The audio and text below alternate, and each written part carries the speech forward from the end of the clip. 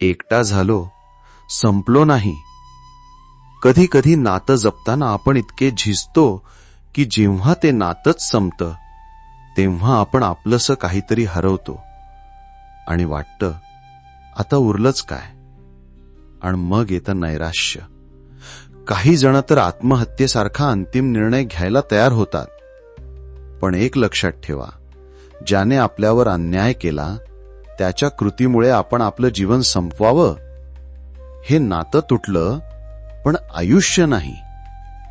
नातं तुटतं तेव्हा वेदना होतात, पण जेव्हा ती व्यक्ती जी आपली पत्नी असते, जिच्यावर आपण मनापासून प्रेम केलं असतं, तिनेच आपली फसवणूक केली तर ती वेदना जखम बनते आणि आतून पोखरत राहते.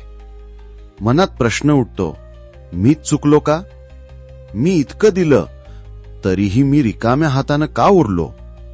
पण थांबा, ती गेली, ती नात्यात खरी राहिली नाही, पण त्यामुळे तुमचं अस्तित्व का संपावं?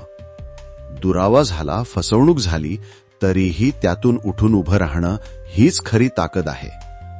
ती तिच्या चुकीसाठी जबाबदार आहे, पण तुम्ही तुमच्या जीवनासाठी जबाबदार आहात. जगणं संपवणं ही शिक्षा नाही, हा उपाय नाही, ते पलायन आहे.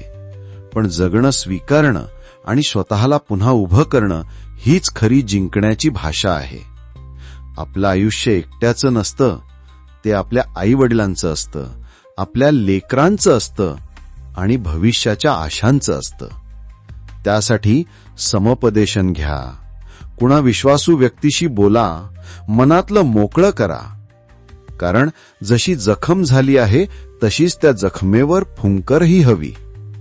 कधीमधी नातं मोडतं, पण आयुष्य तिथेच थांबत नाही. कारण जे हरवून गेलं त्यापेक्षा जे उरलंय त्यातून नवीन काहीतरी घडू शकतं.